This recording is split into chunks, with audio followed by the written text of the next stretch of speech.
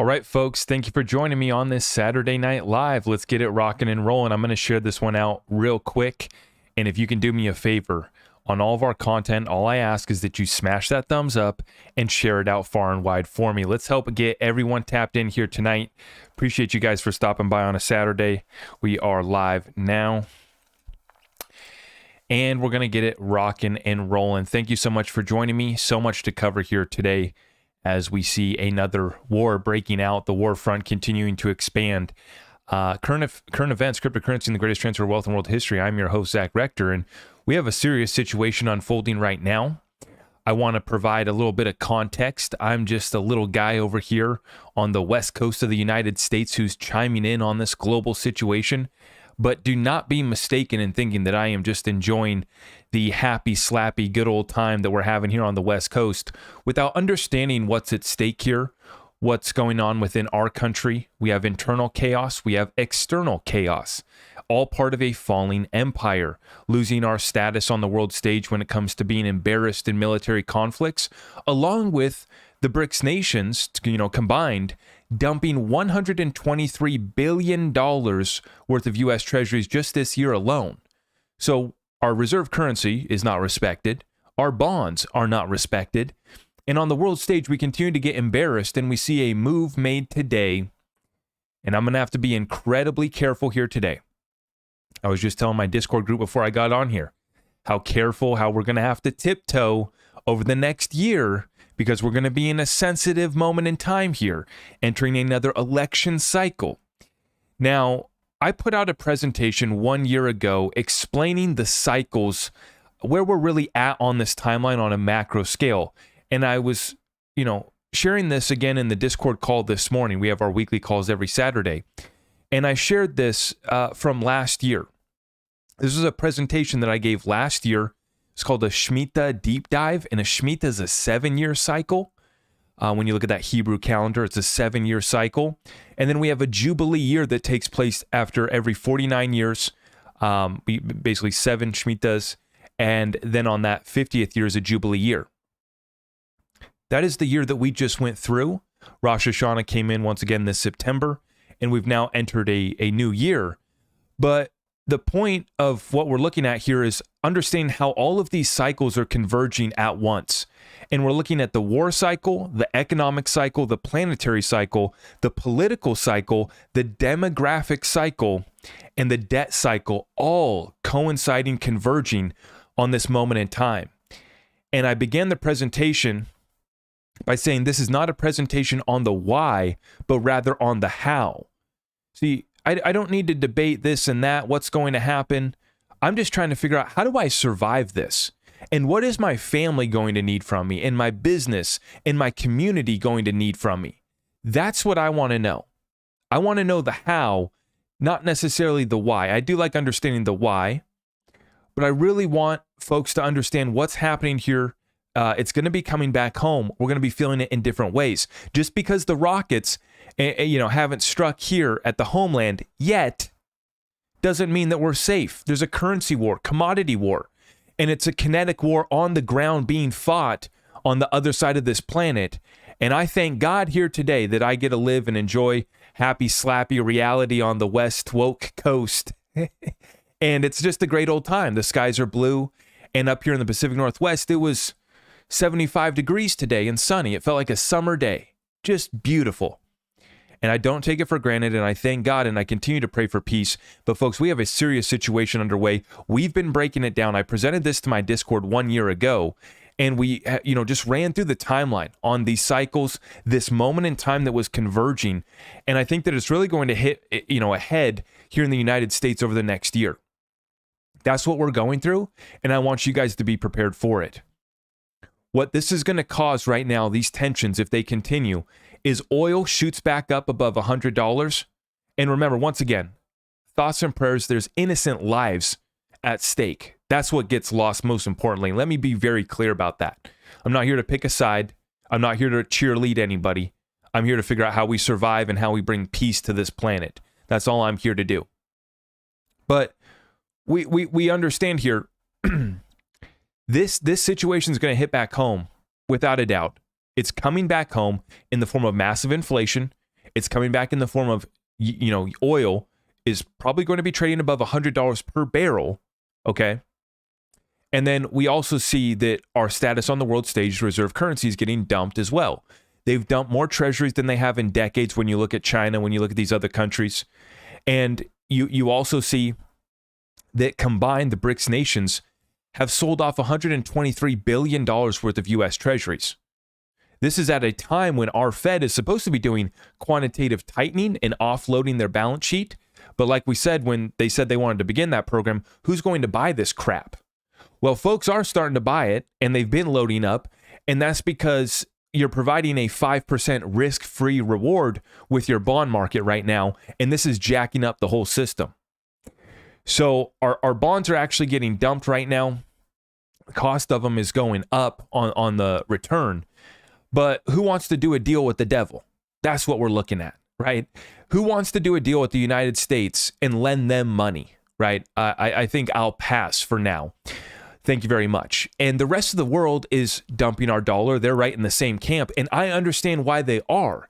I have sympathy for why folks are frustrated with us abusing our power with the reserve currency status and with the largest military known to man, which cannot be discounted. Today we passed another 4.5 billion, I guess. I don't know. I guess that was from Joe. I didn't see Congress approve it. But once again, we haven't approved war in decades. It's been so long since we've come together and done it how we're supposed to through the Constitution in declaring war through our Congress voting to declare war, not our president ruling that we need to drone strike a country, that we need to do this in this country, that we need to send 4.5 billion here, that we have tens of billions, over 100 billion for a country.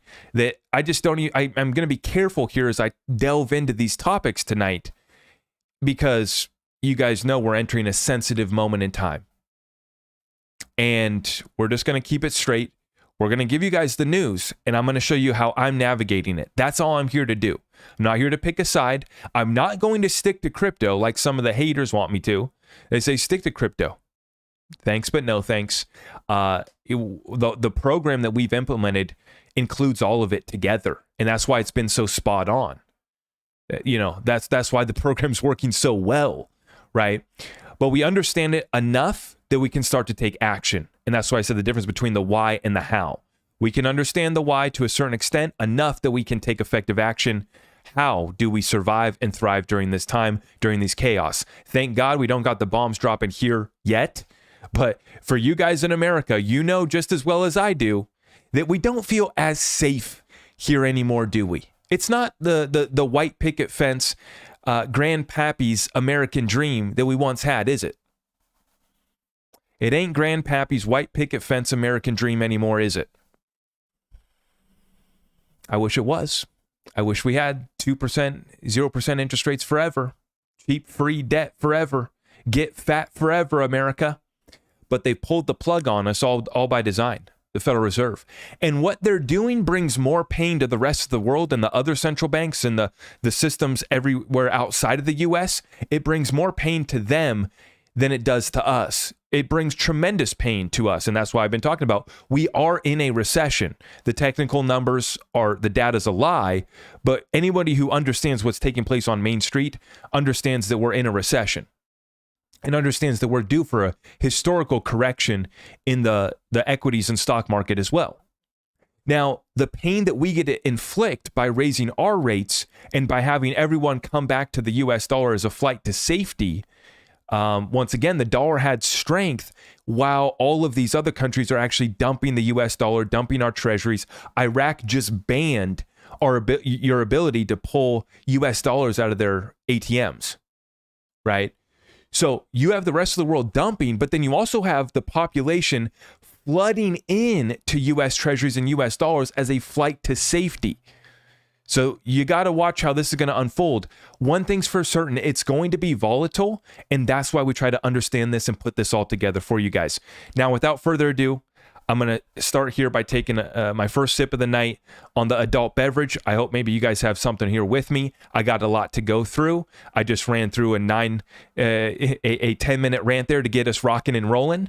I appreciate everyone for tuning in. If you haven't already, please make sure that we smash that thumbs up, share it out far and wide. And I have nothing to show you. I have nothing to sell you. If you want to support our community, if you want to get tapped in, it's all over at my website, and I appreciate your support. Let's get it rocking and rolling. This is a current events update. At the very end, we'll see if we have some time for Q&A, questions, crypto. And once again, I'm going to be putting out another whole separate session on how I do believe that, XRP and gold are going to, I already know that they're going to play a fundamental role in balancing out the playing field and leveling the playing field and establishing trust. Nobody trusts each other. And in the, DLT world, you don't have to trust, you just have to verify. And that's what we do. That's where this goes. XRP and gold going to play fundamental roles. But I want to touch on this. I want to wrap this whole thing together and share with you guys how I see it coming. And so I just appreciate all of you guys for joining me here once again tonight. Cheers. Thank you for joining me. Let's get it rocking and rolling. God bless you all.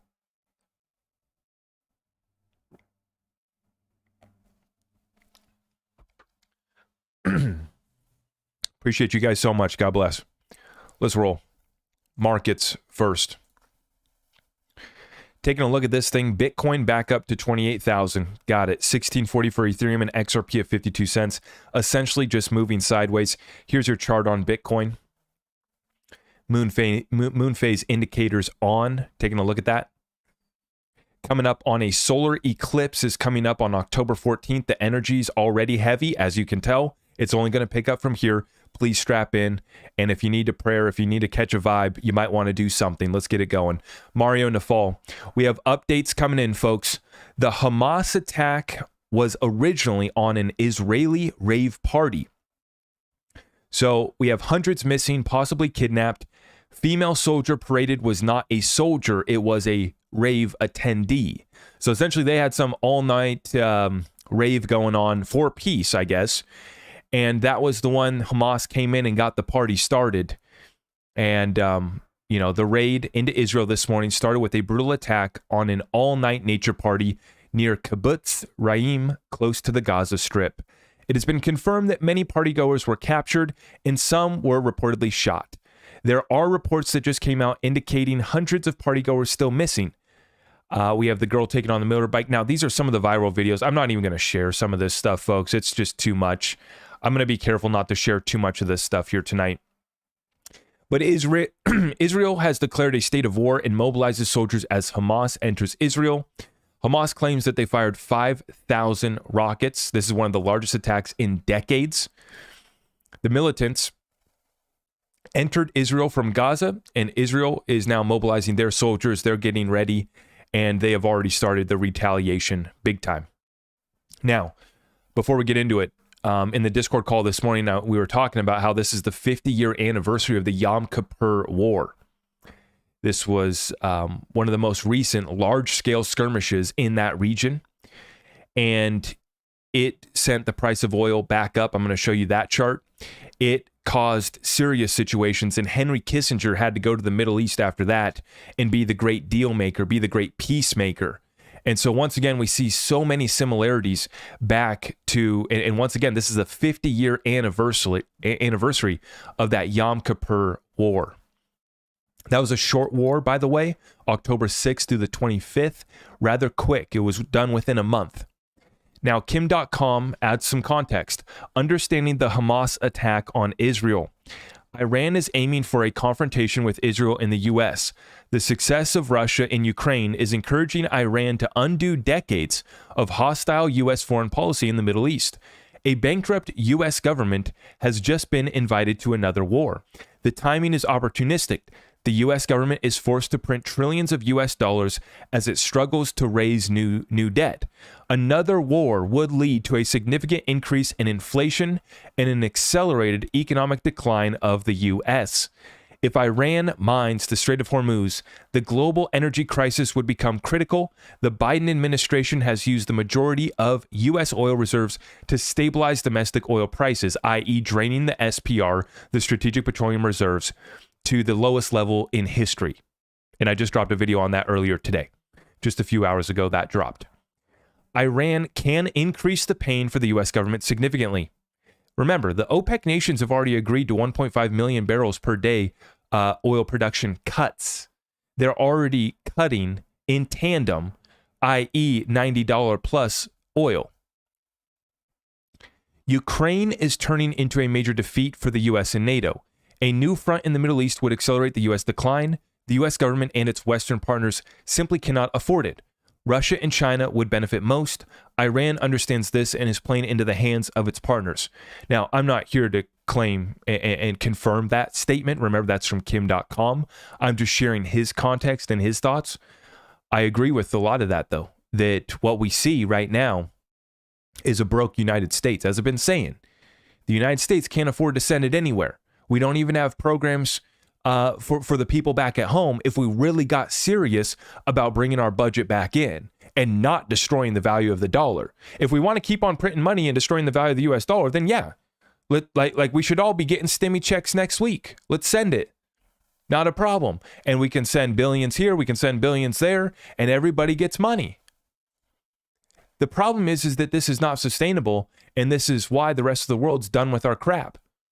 They know that we've abused it, and they are done with the dollar. That's one of the things that's very easy for these countries to do to damage the United States, is just to dump treasuries at levels that we haven't seen in decades, dump the dollar for settlement, only do trade deals outside of the US dollar, doing trade deals directly with other countries, these bilateral trade deals that, once again, remove the US dollar, remove the United States. This is where you bring the United States to its knees, along with what we saw with Europe in the energy prices soaring. This is how you bring the West to their knees without firing a shot. Now, truly epic pictures and visuals coming out of here. Once again, I am praying for these people out here. This is crazy. The weapons of war that we have today are truly incredible. And now we get to see this whole thing live streamed on Twitter. And be careful as you watch this stuff, because I'll tell you, I've already seen some very gruesome videos. It's brutal. It's all there, and it is being televised. Operation Iron Swords. By the end of the day, there will be no more living terrorists left in Israel. This is coming from Israeli Army spokesman Richard Hecht. Operation Iron Swords. Troops are mobilizing and they're making their move back to Gaza. The tanks are already rolling in, not to Gaza, but right up to Gaza as we speak. The police station in Sderot, Hamas members who barricaded themselves in the station likely managed to get out. The IDF began scanning 8 minutes ago. Channel 11, Israel footage below. Israeli warships are targeting Gaza from the sea. Israeli tanks are also heading towards Gaza. So, folks, without a doubt, it's going to pick up and get a little bit more hot from here. We did get a speech from Biden. I'm sure you guys already watched it, so I'm just going to read off the statement here from Trump on the Hamas attacks today against Israel.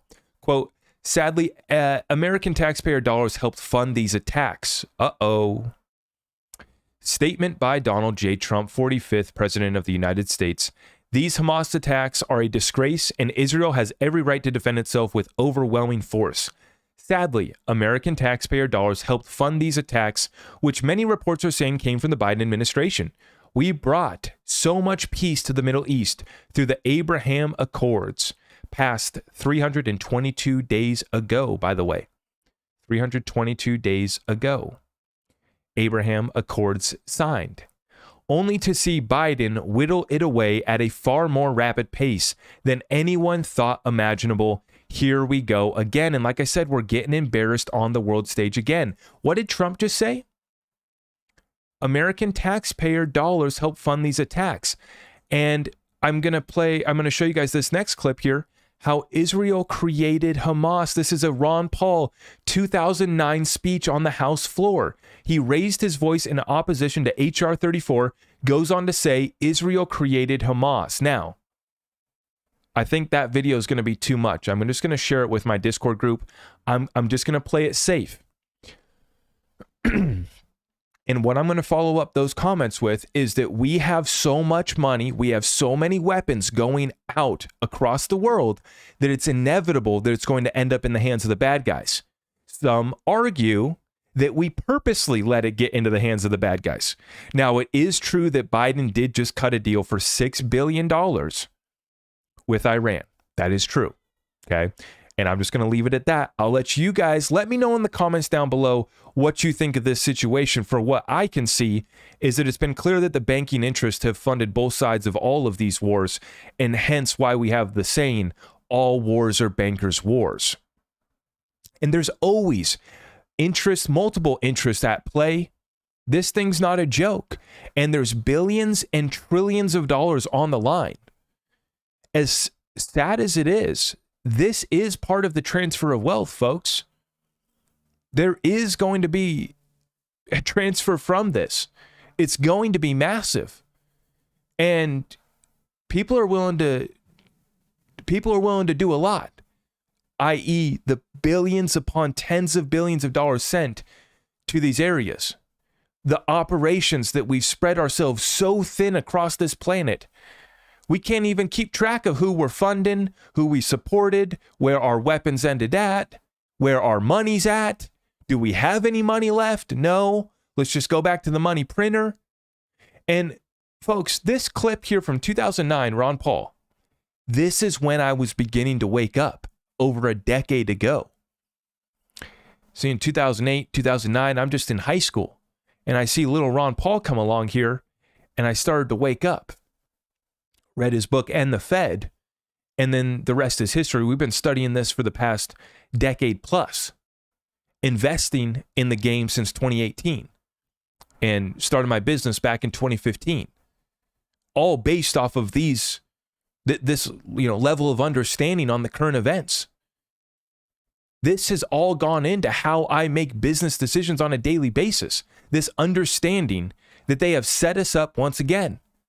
We got a serious situation on the world stage, and the United States is more vulnerable than it, has been in a very long time. Like I said, a shot doesn't have to be fired. Right? They've already brought us to our knees economically with the currency and the commodity war. Let alone, we are so busy trying to funnel money all over the damn place, we can't even keep track of where it went or the weapons that we've sent. And the panic in D.C. right now over the fact that we don't have a Speaker of the House, and this 45-day budget deal, right? We weren't able to, we're worried that we're running out of funds for Ukraine. No, we're running out of funds for everything. We're broke. We're done.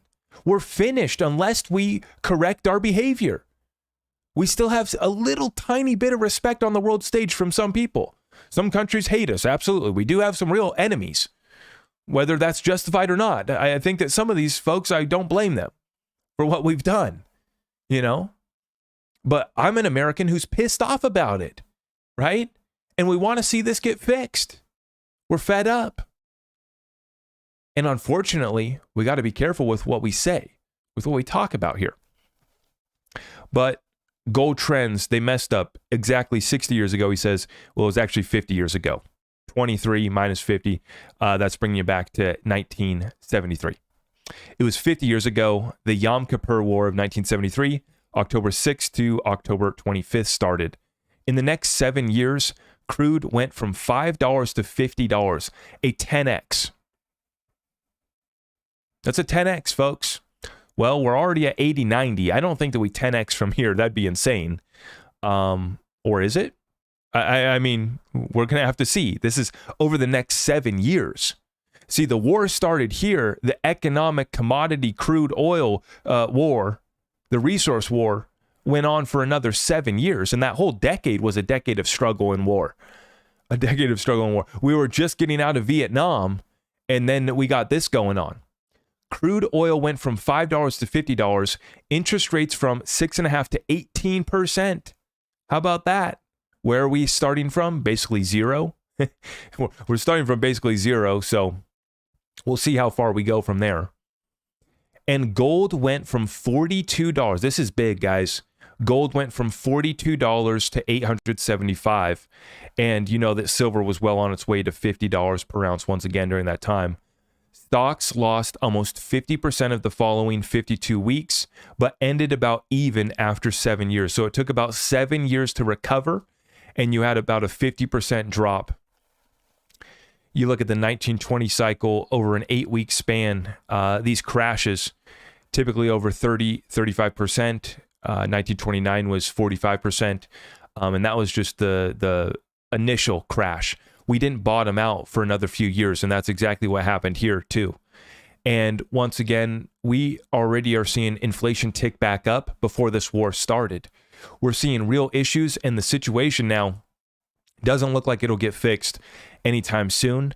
As geopolitical tensions now spread across the Middle East, oil prices are likely to spike even further. This is from the Kobesi letter.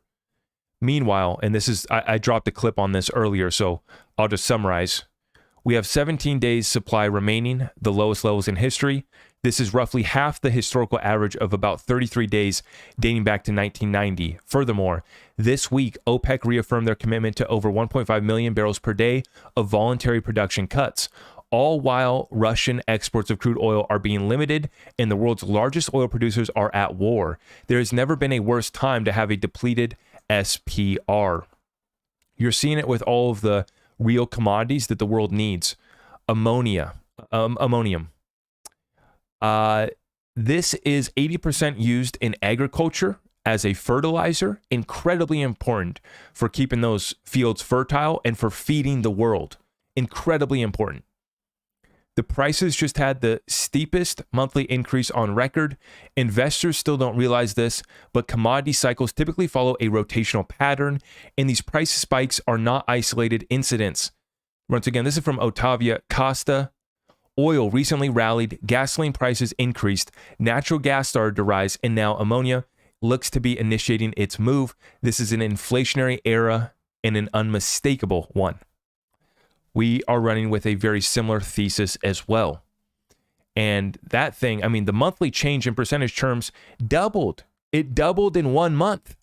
And you've been seeing the charts of like olive oil. I forget what the other one was. Just all these random orange juice. Orange juice was up like 300%. I saw that the average insurance for Americans has doubled or tripled once again too. And so I'm just wondering, where does 3% inflation come from? You know, insurance premiums going up 2 and 3x. That's 200 and 300%. You know, along with all these other commodities that we're seeing skyrocket. Where is that calculated in the 3%? Right?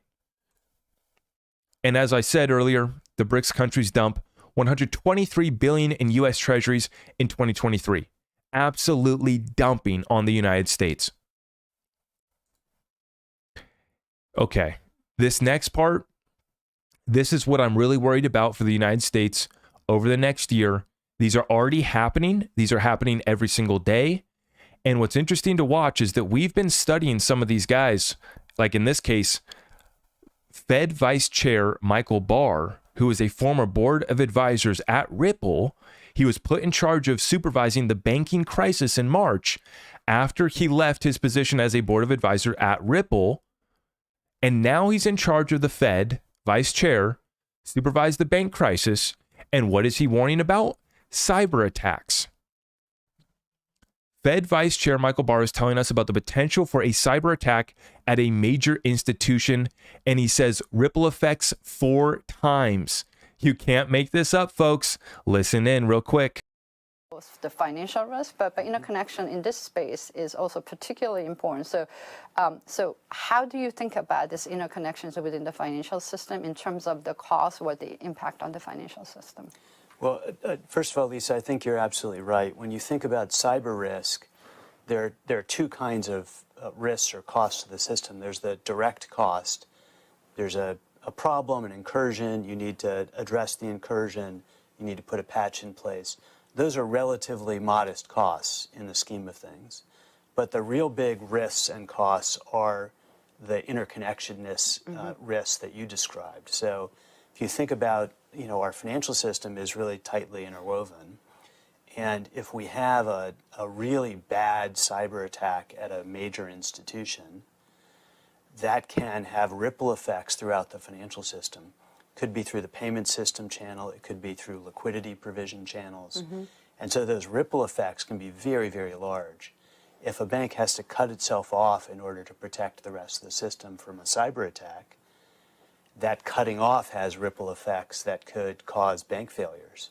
And so we really need to be super attentive, not just to the immediate risks of a cyber attack, but to these potential ripple effects because of the tightly interconnected nature of the financial system. Is he telling us some sort of riddle? Is that a decode? Should we do something with that? Ripple effects 4 times? Are you kidding me, Michael? You're putting it out there for everyone to see, if they have eyes to see. Folks, the predictive programming is getting heavy. Take a look at this next clip. This next clip here, this is why I'm so worried for America. They're going live with this stuff over the next year, and it's getting hot. This is a new movie that's going to be here on Netflix, and this is the preview. I'm not going to show the preview because I don't want to get in trouble, copyright. But it says, a cyber attack grows more terrifying by the minute, forcing everyone to come to terms with their new place in a collapsing world, due to come out this November. And there's the, I paused the screen there. Cyber attack across the country, shows CNN. The predictive programming for the masses is there. This situation, too, has already gone hot. And I think that in this moment in time, once again, I take a step back and I say, what can I do to defend myself and any threat that could come our way? I need to protect my family. I need to protect my business against the economic turmoil that's underway. And then I need to protect my community. And we're talking about fighting on the legal battlefield, trying to get real change, bring accountability, and trying to rein back in the United States and the DC corporation that hijacked and took over this great land, this great opportunity, this great experiment. It was so special. And now here we are on the world stage getting embarrassed, our dollar getting dumped, our treasuries getting dumped, and we're set for a historical correction. And what I worry about the most is that I walk the streets and it's la la land, right? And I was telling my wifey today as we walk around and it's happy slappy here on the woke West Coast. We're all having a great time.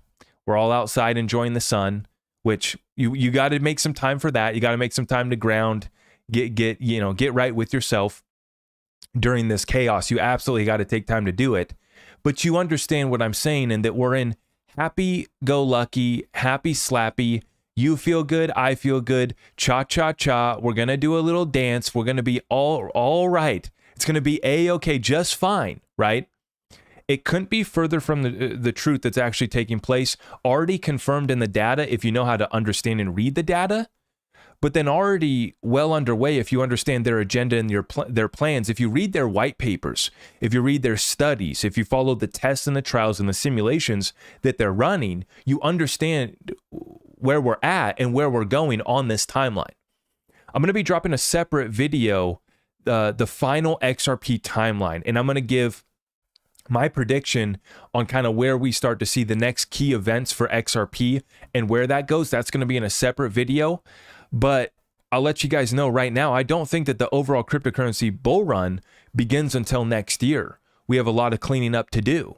XRP, I've always said, can break out at any time. But what we've seen time and time again, even after the most incredible breaking news, Judge Torres rules that XRP is not a security, we see the manipulation and we see the exchanges can't even handle that trading. We crashed every single exchange that traded XRP. That's the power of XRP. That's the power of our community. And that's what happens when you ramp up 50 times normal peak. When you do 50 times peak bull market volume within a few hours, that's what Uphold said, right? The level of volume that they got was 50 times what they got during the peak of the last bull run. That's why these exchanges crashed. We couldn't even make it to $1 because the exchanges couldn't handle it. And if they were able to handle it, hypothetically, where would we have gone? Who cares? We didn't go. They broke. And we're in the middle of a liquidity crisis. And folks are feeling the pain. It's getting tight out there. So there's not a lot of new money coming in to the public market of XRP. And I was explaining this to my Discord this morning. You have all sorts of over-the-counter deals that Ripple is doing when they sell to their on-demand liquidity partners. That's not hitting the public market. That's a straight transaction straight to their on-demand liquidity partners. And a lot of the times it's going to go over the counter. There might be a market maker in between, right? Obviously, the programmatic sales just got ruled not a security. So ideally, Ripple's going to be able to fire up the programmatic sales. And as long as they put a market maker or a exchange in between them, they'll be able to get the XRP into the hands of anybody that they need to, right?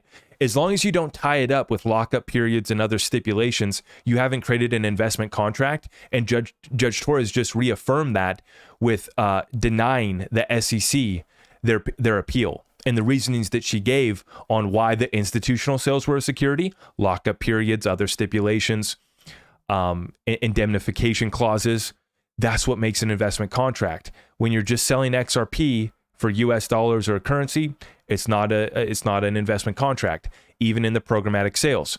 So Ripple can get the XRP back into the hands of folks who are trying to pick it up. These institutions is the only ones that they're selling it to. When we look at new XRP coming to the exchanges, it really hasn't been coming in, right? The exchanges have not been getting that much new XRP. And we see, Uphold's been bringing some in. We're starting to see some other exchanges are bringing some in, and they've had XRP on their balance sheets, right? But we have no idea what kind of real demand we have for XRP because we don't get to know about all the pre-allocation contracts. We don't get to know the over-the-counter deals, all the deals that are being done by Ripple directly to their partners.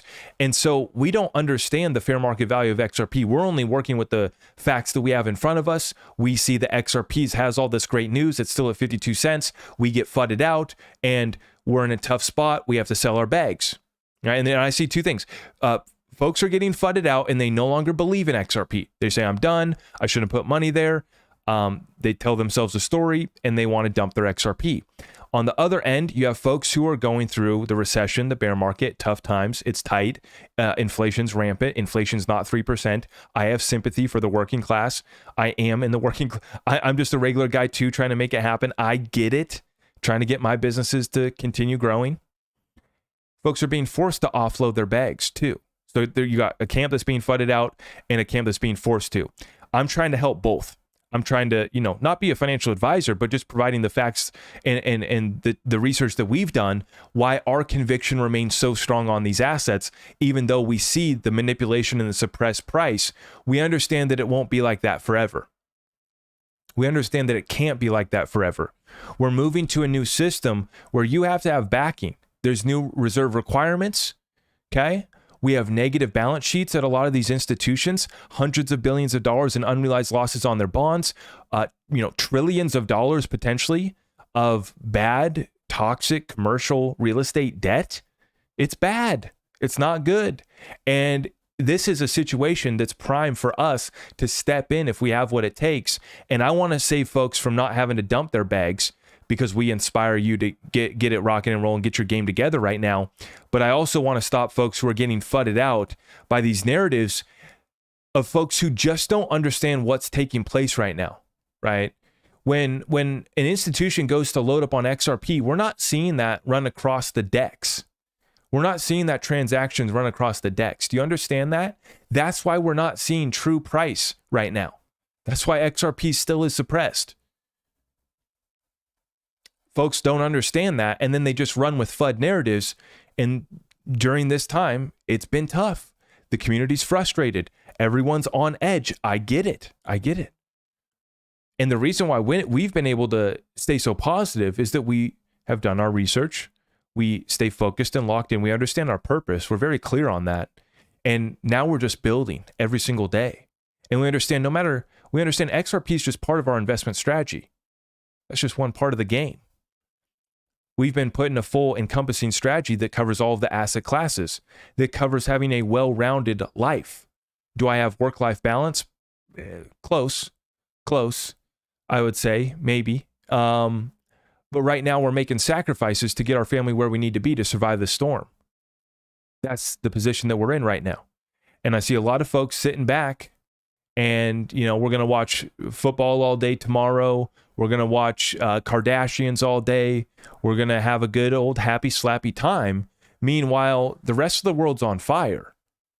And it's just like I say in the XRP community, we're getting clarity, but the rest of the space is getting embarrassed right now by Sam Bankman-Fried's FTX trial, by exchanges going down every month, by all the issues in the cryptocurrency space right now and the chaos. And Gary Gensler gets to, do the dog and pony show here with a new crypto fraud every single week. He's just going to have a grand old time protecting us.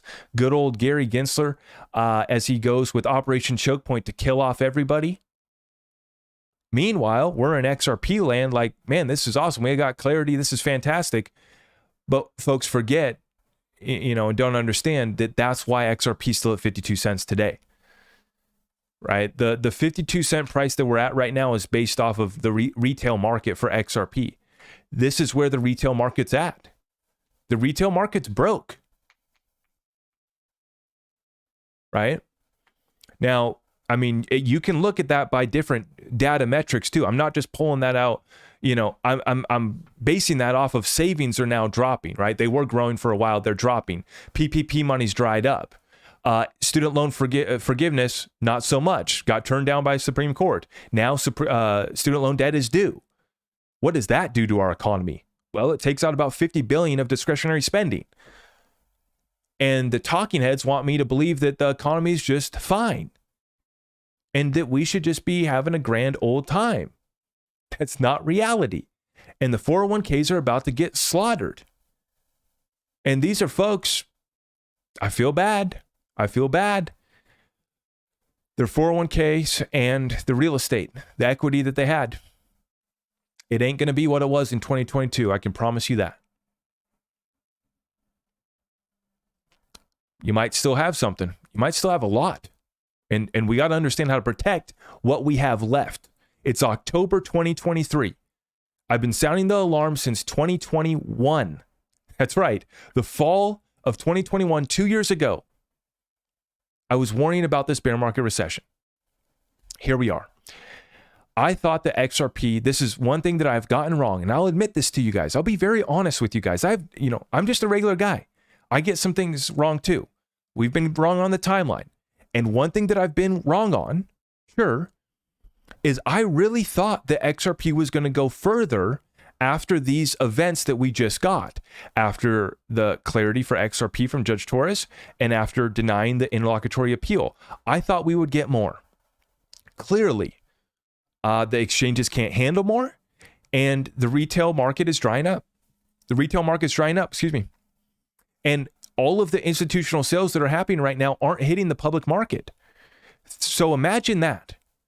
For years now, none of the institutions that are buying XRP, of course, there's some people that say, well, no institutions are buying XRP. No banks own XRP. Banks would never use XRP, even though now we have hundreds that have gone live with XRP ODL. And we have a bunch more that have added XRP to their balance sheet as well, right? But they're going live with it now. We see clarity in the United States, and I thought that we were going to be going much further, but none of that institutional demand has been shown and reflected in the price action for years. Once Ripple transitioned in 2020 or 2021 is when they started only selling XRP to on-demand liquidity partners.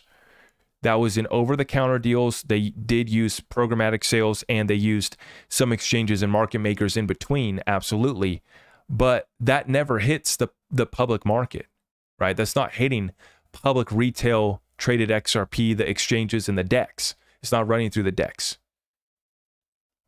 And so this is why XRP has not gone to a new all-time high, right? It was suppressed. It continues to be suppressed. We can debate the different reasons on why it's suppressed.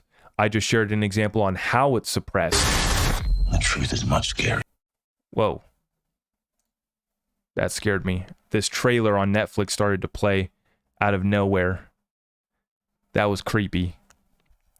Folks, I think that they're tapped into my systems right now. That scared the hell out of me. This Netflix I wish I could show you. I don't want to get copyrighted. What was the movie called again? Leave the World Behind. That's what it's called. Leave the World Behind. Goodness gracious, that about gave me a heart attack. They're definitely tapped into my systems right now, aren't they? Shoot. What are we going to do about this, guys? Hey, if you haven't already, please smash that thumbs up, and you can get tapped in with us in the Discord group by heading over to my website, zachrector.com. We would love to have you over there. I see Intercoder with the 5 spot. Can you talk about how they suppress XRP during the bull run? Crossmark IO. Good question. I mean, I kind of just explained it, right, though? That was the explanation. I appreciate the super chat. Thank you. And I believe that I missed another super chat, by the way. Shout out to whoever that was. Maybe I can check. Yeah, gosh, I missed it.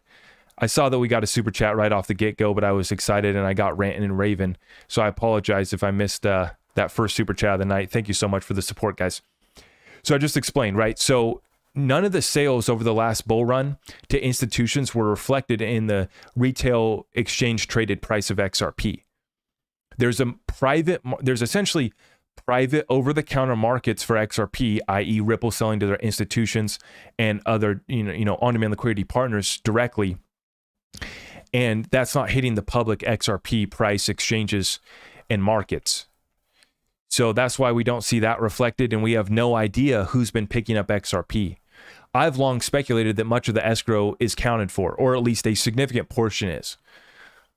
That when we look that R3 tried to get 5 billion XRP in 2016, and you want to tell me that no other institutions wanted to get billions of XRP?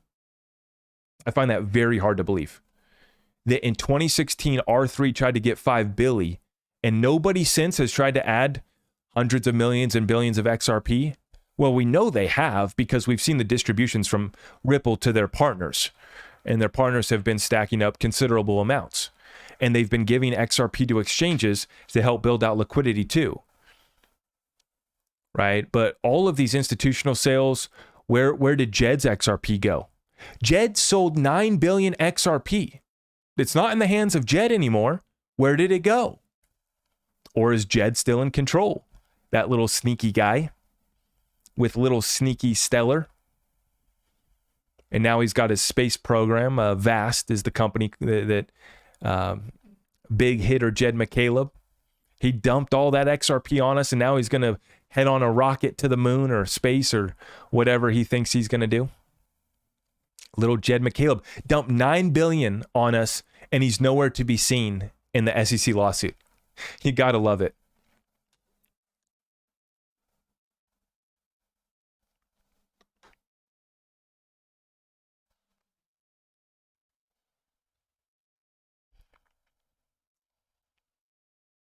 So with that being said, guys, let me take some Q&A. Let me take some questions, comments, concerns.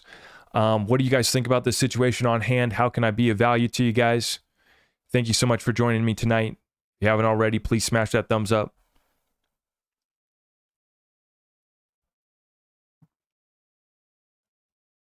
That Netflix trailer for that movie looks very interesting.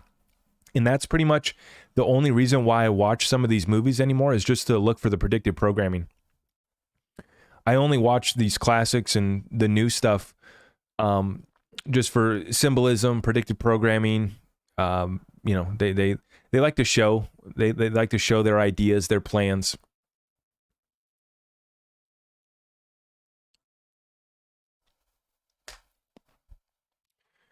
What are your XRP price predictions during the solar eclipse?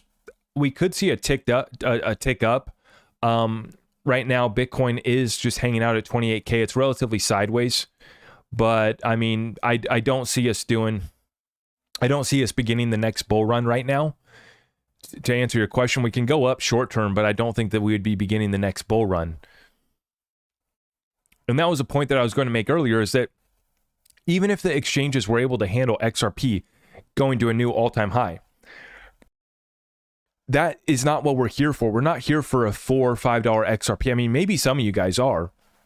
And granted, a lot of people are going to sell off little slivers at $5 and at $10, sure.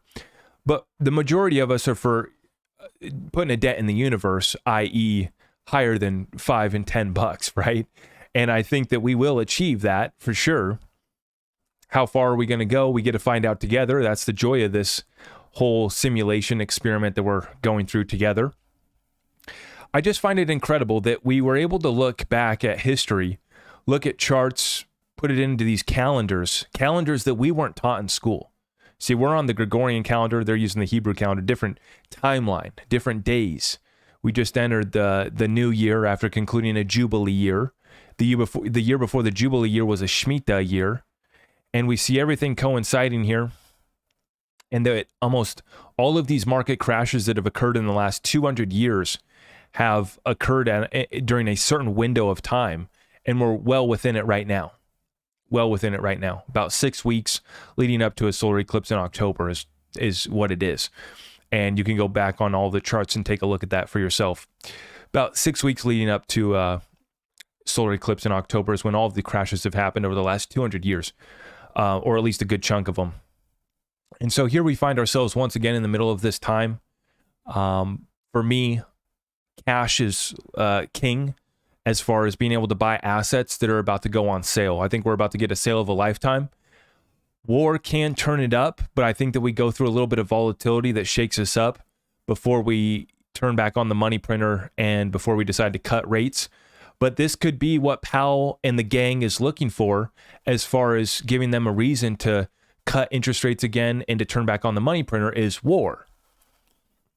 And there's many people that benefit from this war. There's many interests at stake here, and a lot of people have a lot to gain from these wars.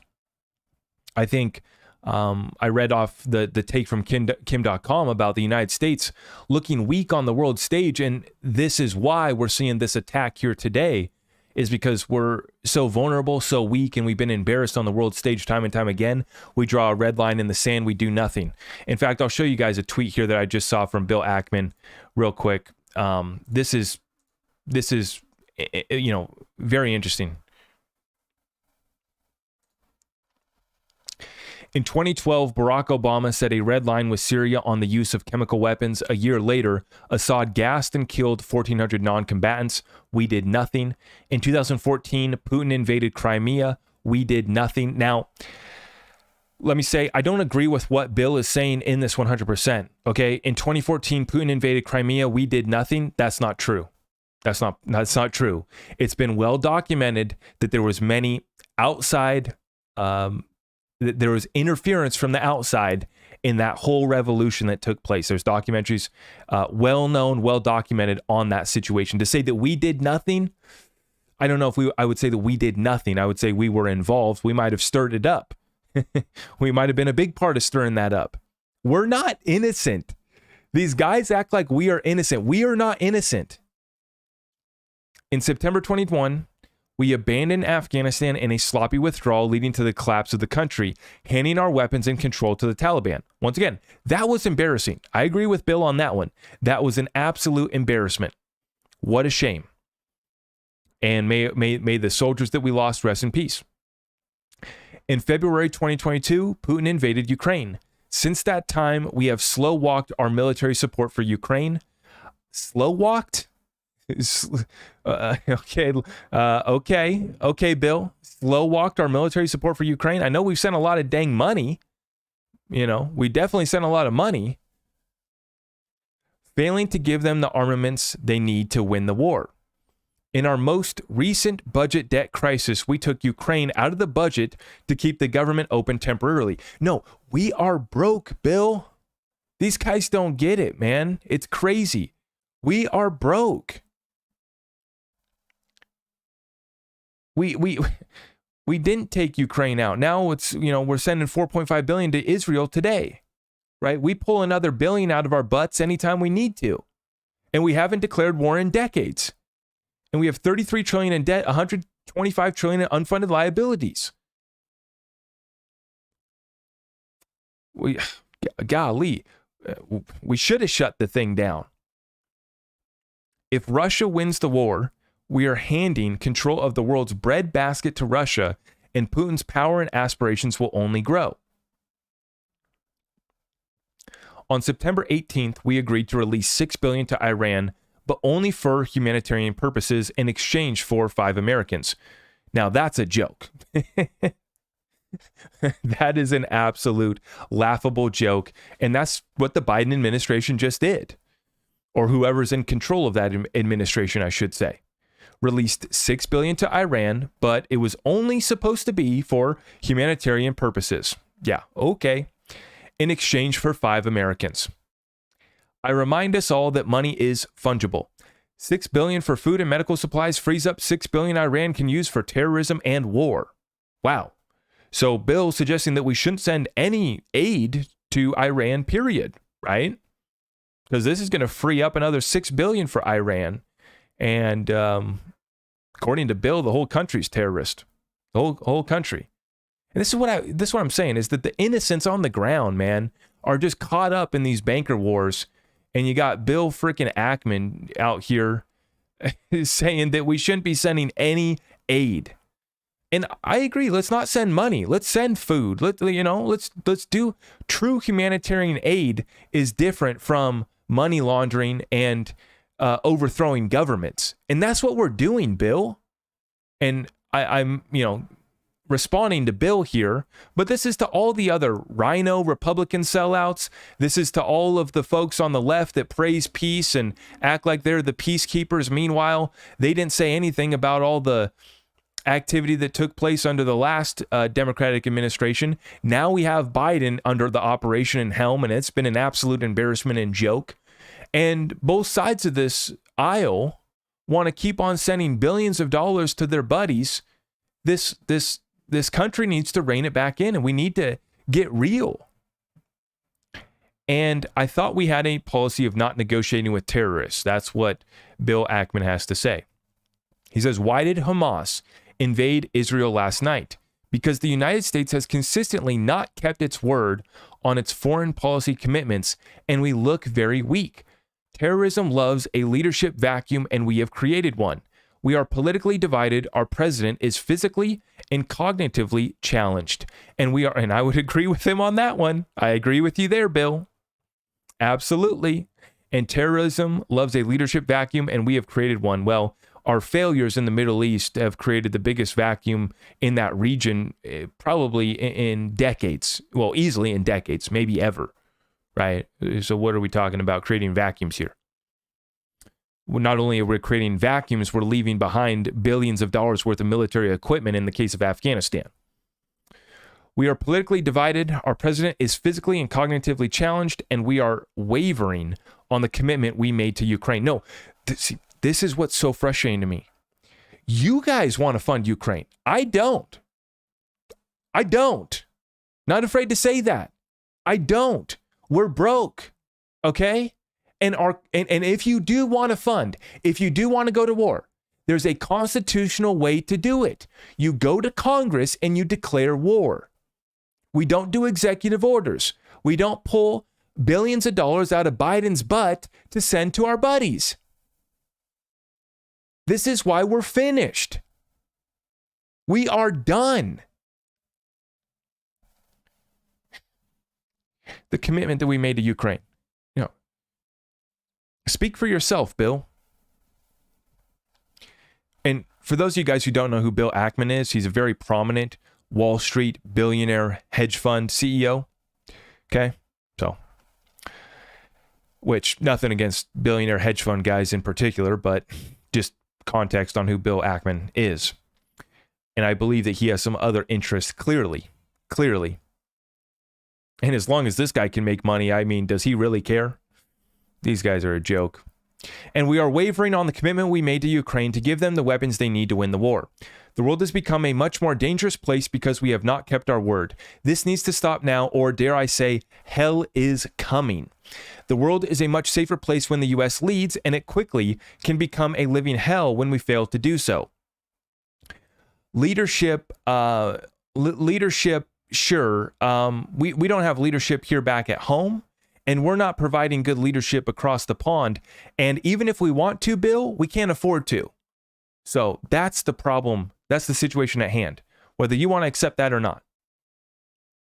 Now is the time for our government and Congress to show strength, solidarity, and leadership, and to follow through on our commitments to our allies and the world order.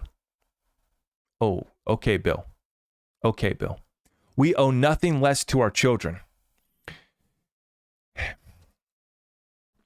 What's funny about that last statement, we owe nothing less to our children, is that we are selling out our children's future by destroying the US dollar, by destroying the 401ks, by destroying the equities because of the actions that we're taking now, by draining the Strategic Petroleum Reserve. Now we've got a war going on. Oil's about to break above $100 per barrel. Inflation's ticking back up already. It's only going to accelerate.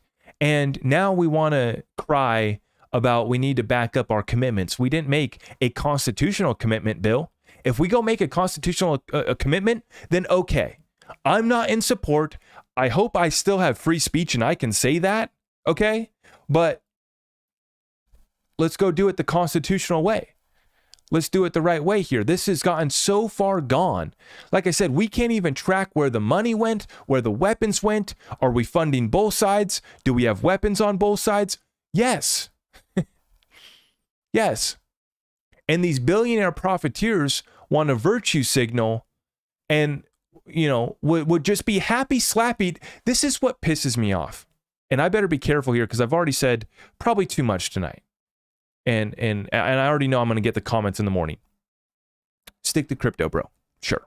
Okay. This is what pisses me off, is that they would happily send young men, and I guess women now too can come into the military. They would happily send our young men and women off to fight in these wars that are not constitutionally declared, that we can't afford. But even if we could afford them, why are we fighting them, right?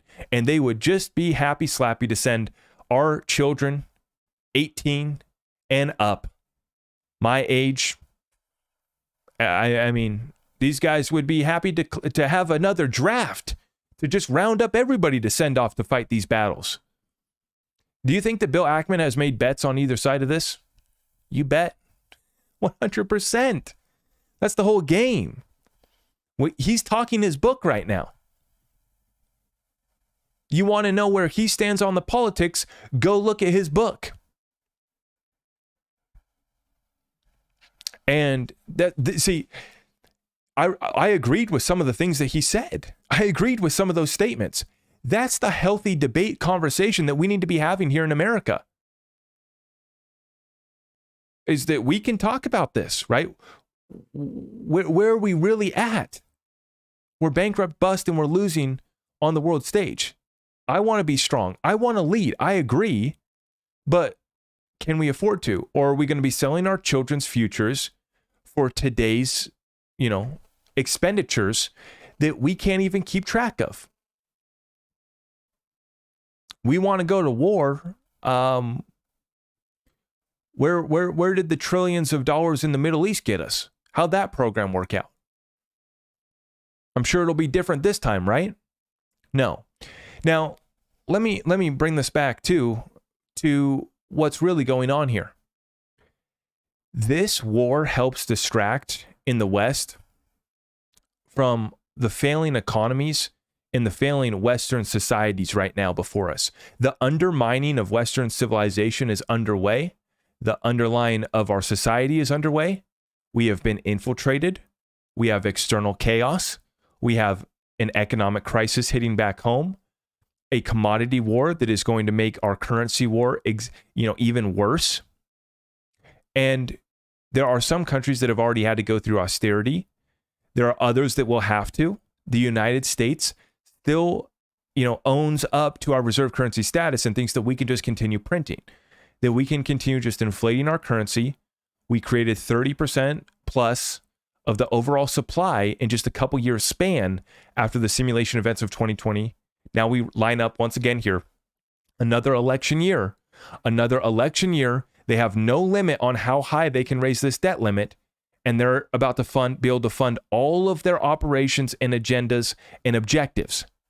This is full on assault and moving to implement their agendas. What do they have planned? Well, that's another hour or longer show on kind of where they're going with this. But I showed you guys the predictive programming in the movie that they got coming out. I showed you guys Michael Barr. I mean, this is unbelievable. Arcadius, I see you with the 27 Canadian. Appreciate you, brother.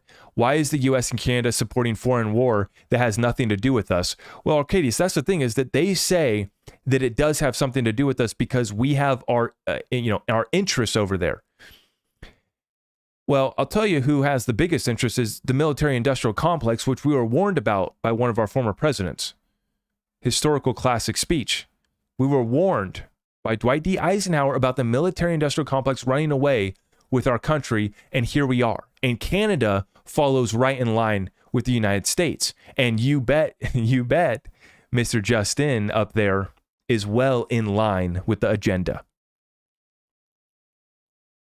Well ahead of Sleepy down here. Justin's a little bit more awake than Joe, isn't he? Well in line with the mission. And Arcadius, I appreciate your support, brother. They, like I said, you look, a lot of this, there's a big fight over the natural gas and the other commodities, resources that come out of Ukraine. That's a big part of what's taking place over there. Russia also has other interests as far as just trying to claim back some territory that they still think is theirs. And I'm not here to pick a side or claim this or that. I'm just laying out facts on what's really backing this. It's a struggle over landmass and who owns that landmass. And then we have a struggle over vital infrastructure and resources and commodities. That's where a lot of these wars comes back to. And so we had what Kissinger did was he opened up the floodgates of liquidity in the form of oil. And he opened up the floodgates of liquidity of oil being moved through the US dollar.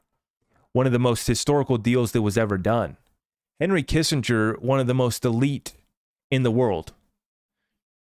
At the time, he traveled through the Middle East, deal making, peacemaking, and I understand that there's many mixed opinions about him. A lot of people think he was a bad guy, and a big part of what some call, just the agenda.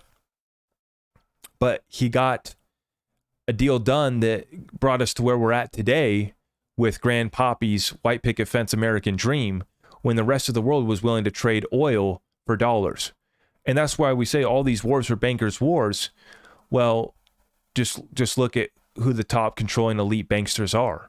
And I played the clips last week. I did a video, Billionaires and Bankers Burning It Down.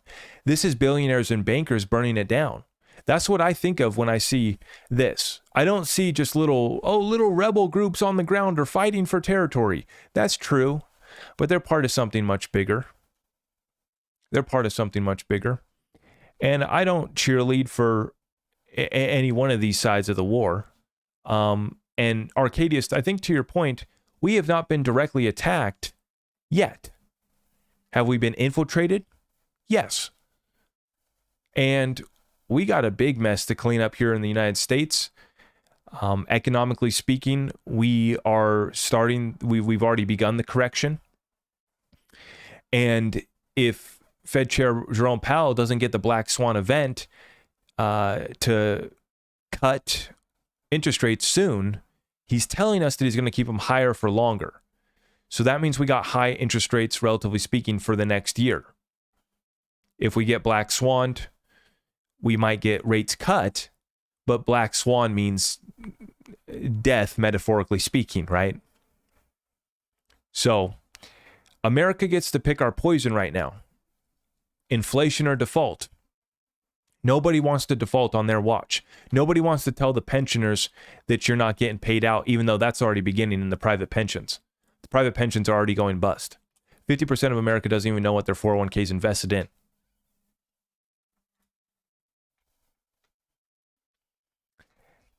America, along with the rest of the West, needs to wake up right now. America's had it good for a while here. Now we're already back up to almost $5 a gallon in my area. You're seeing in California, some of these other areas, $6 and $7 for gas. That's 1 gallon of gas. And this is with oil not even reaching back up to $100 per barrel yet. Could be well on its way. If we see the Strait of Hormuz shut down, if we see any oil tankers taken hostage, any oil tankers attacked, this can get ugly really quick. Israel going in with, what are they calling the operation? Operation Iron Swords. Operation Iron Swords. By the end of today, there will be no more living terrorists left in Israel.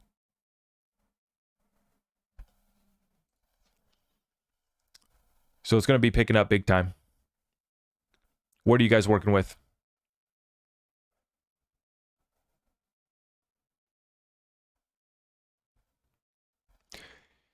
Yeah. How are they washing that money now since FTX is out of service? Another great question, Arcadius. Many ways, like they just did with Iran, right? That $6 billion off to Iran, they have no idea where that goes since. And the other part of all of this, and I was listening to my mentor Dan Pena talk about this, is that with all of this, these climate pledges, it's all a joke. And with a lot of this humanitarian aid stuff, it's all a joke.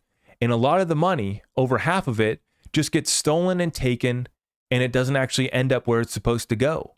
When you look at all of this, and the reason why a lot of these, well, this is what Dan says. He says that the reason why a lot of these governments and a lot of these people, these do-gooders, these tree huggers, never actually put up the money that they claim they're going to, is because they know that all of the money is going to get lost, stolen, taken, and laundered. And some of them will partake if they know they're going to get a deal on the back end. I mean, look at this. You know, how does the laundering happen? How do the deals happen? Look at Senator Menendez here in the United States that was getting paid. His corruption was getting paid in big, fat gold bars. And who knows, maybe some of their corruption was paid in Bitcoin, maybe Ethereum, maybe some other tokens. You know, they got multiple ways to get paid for their corruption now, multiple ways to launder it now. And even though FTX is down, you still have a lot of other exchanges operating outside the United States that are engaging in all sorts of activities. I mean, specifically, Arcadius, to your point, Binance, it just came out that Binance knew that they had Hamas and different factions from that region that were using their exchange over there. They didn't stop that. That's one of the claims that's being exposed right now with Binance, is that they were letting, you know, these different terrorist organizations use their exchange. So there's all sorts of exchanges still available. There's all sorts of other ways for them to move it and launder it. And I mean, I think that the reports that I'm getting on the ground in Ukraine is that it's not as bad as you're being led to believe. It's not really a full-blown, you know, really all-out war. It's a strategic military operation from the front on Russia. It's a defense from Ukraine, but it's a whole lot of money coming in that is getting whittled on down to the front lines, and they're making a resistance, but they're struggling. And a lot of that money, the word on the street is, I got to be careful though with, you know, with what I say.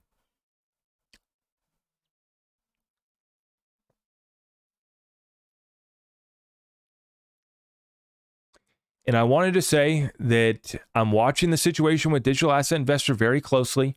Huge shout out to DAI.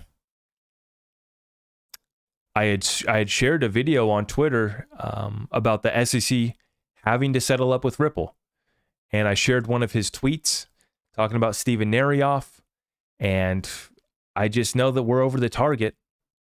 We are 100% over the target. They are watching us. And, you know, this is why I started my Discord group 2.5 years ago, is because I wanted a place where I could reach out to my community if need be. I wanted to add, guys, please, after you smash that thumbs up for me, after we close out this session, head to my website, zachrector.com, and shoot me an email to get on our list. The reason why I want you to get on our list is so that we have you communication lines on the backup. We need to have the backup communication. So after we wrap up this session, head on over to my website and make sure you send us an email, get in contact with us. And if you want to join our Patreon Discord group, you can do that as well. That's where you can chat at me on a daily basis. I've started posting more exclusive content just to Patreon and Discord group because the topics that I touch on get to be so sensitive. And because when we talk about deals, when we talk about some of these more intimate conversations, it has to take place over there. There's some things I've been commenting on for legal reasons I can't comment on in the public. And so if you're looking to get tapped in with our community, we're running a special through the end of this year, where if you sign up for your annual membership, you get 13% off the membership. So you can take advantage of that. That's going to be running through the end of this year. Also, consider talking with your accountant, tax advisor about writing off the membership fees, because we are talking about business educational content. We're going to be dropping a lot more educational content. So we got a lot of members that write off their membership as a business expense. And this is part of your investment research and education as well, along with your business education as well. Please consult with your tax professionals, though, before you do that. But this is something that, we're looking to ramp up once again, pick up the conversations over there once again, because I already can see what's taking place. And I'm worried about DAI. I'm worried about all the real ones. I'm, making defensive measures myself, insulating myself, trying to be very, clear, trying to be very concise. Saturday Night Live with an adult beverage, we might slip up a little bit too much. Hopefully they're not watching the whole thing. And at the end of the day, we have an intention that, an intention to save as many people as possible. So we're going to keep on showing up on a daily basis. And I've become a professional at doing the dance with TikTok, at doing the dance here with YouTube. And we're just going to keep at it. We're going to be doing a Twitter space tomorrow, by the way. That's going to be Sunday, and that's going to be starting up at about noon. Tomorrow's Twitter space is going to be firing up at about noon Pacific Standard Time. That's going to be about 3 o'clock Eastern. I know football's going on. I don't watch football. I don't watch any sports. This is my entertainment, is watching this, is enjoying this show, but then also helping and trying to save as many people as possible. So I'm going to be hosting a Twitter space tomorrow. If you want to get a chance to come on, ask a question, come on, join the conversation. I'll be looking forward to hosting that Twitter space tomorrow. It's going to be about noon, 12 to 12:30 noon, Pacific Standard Time. Insulate spiritually, Dogwood, 100%. I take time today with the fam, put the phone away, with the fam, present. I try to not get too happy, slappy, but as I'm walking with the fam and everything, I thank God for the opportunity. I thank God for the opportunity, for the protection, and we're going to take advantage of this opportunity. It's an absolute blessing, and we're just going to continue. We're working with what we got, and God gave us a substantial amount to work with, and I praise God for that. But the work is not done. The work is not done.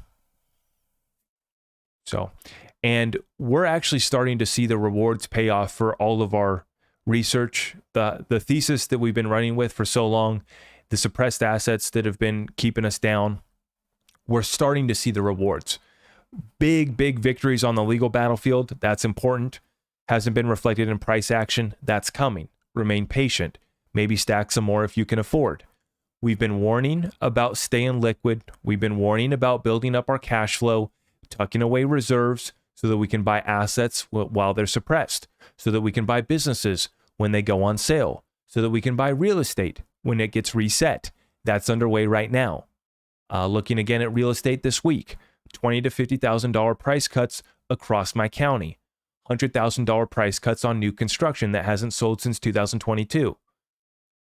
I made a joke out of this property because they have the same property listed for $3,300 a month rent on Craigslist, and they're trying to sell it for $659,000 now. Your mortgage payment, assuming that you put down 20%, would still be about $4,500. So take your pick. You want to rent the place for $3,300 and not be locked into a place that's really kind of just average, 2,400 square foot, built in 2022. Nice family home, sure. Okay, $659,000, $4,500 a month, and you got to put down 20%. So what is that? 40, 50 grand.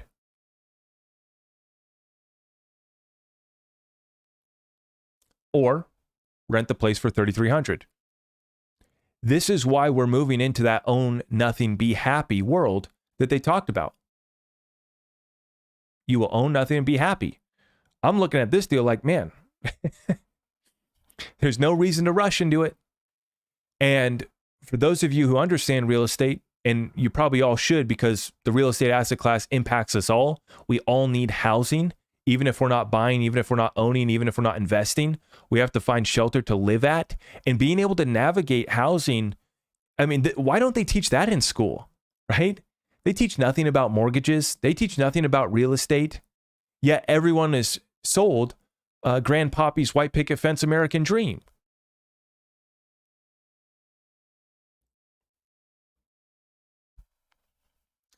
And so I just ask, guys, in closing, that you smash that thumbs up for me. Share this one out far and wide. And please come join me in the Twitter space tomorrow. That's going to be about noon Pacific Standard Time. Make sure you guys follow us over there on Twitter. That's where we drop all the most recent updates. And then we're going to be dropping a whole bunch of additional content, exclusive content, over on the Patreon Discord community.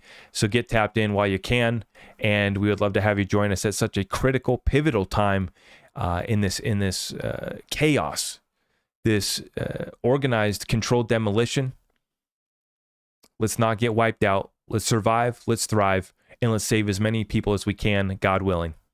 With that being said, we continue to pray for peace. I continue to pray that you guys take advantage of this opportunity. And I will see you guys tomorrow in the next one. Thank you so much, guys. God bless you all.